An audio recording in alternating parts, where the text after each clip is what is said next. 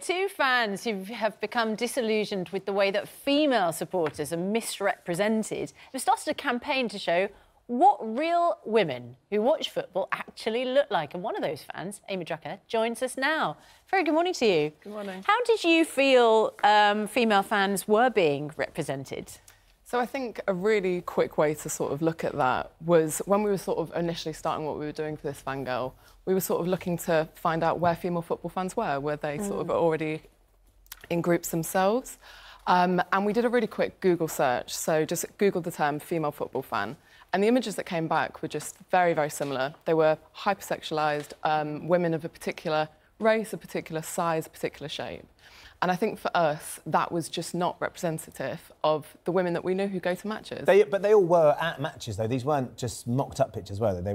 They were taken at sort of mainly at World Cup or at Euros. International games. Yeah, exactly, international games. But was your concern that the cameras are drawn to a certain type of football fan and you just want to put the message out there? Totally. There's a whole range, just like there's a whole range of male fans. Exactly. Yeah, I mean, you guys have probably been watching the World Cup and you'll sort of notice at certain times in the games they will swing the camera and it will be a beautiful woman, which is absolutely, of course, like beautiful women can still be football fans, but it's just a case that it seems to be in the eyes of the media. Yeah. The only ways that they're represented. So have you been documenting this yourself? Yeah, so we've been working on this for about 2 years. So we sort of started the campaign in 2016. Over that year, we went to every single match in the country. So we sort of went to every single stadium in the country, should I say, yeah. To document female football fans from all clubs across the UK. What was the reaction from the women that you met that were going to the games? Were they staying and the at that time? Yeah, it was great, actually. I think overwhelmingly people have been really, really on board with the campaign. Lots of people want to get involved. I think they're just quite interested to see what we're doing. I think, like, every match that we go to, there will be one or two people sort of saying, you know, this is a bit sexist, but, you know, you have to take that one on the chin, really. Yeah, whenever you focus on something to do with women, you are accused. I mean, there is generally a backlash, isn't there? Yeah.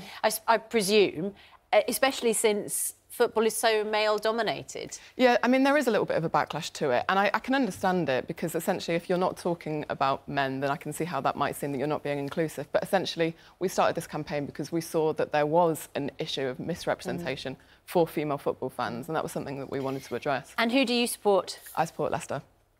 Yeah, a great couple of years. We did indeed, yeah.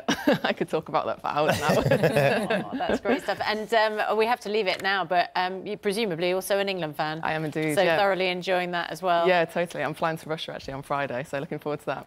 Good stuff. That's great. Yeah. So you're going to be able to see the Panama game? Hopefully, yeah. And the Belgium game? Maybe not the Belgian game, but I'm hoping to get to the Panama game. I just need to sort my tickets out. Right, yeah. Well, how do you feel about being in Russia?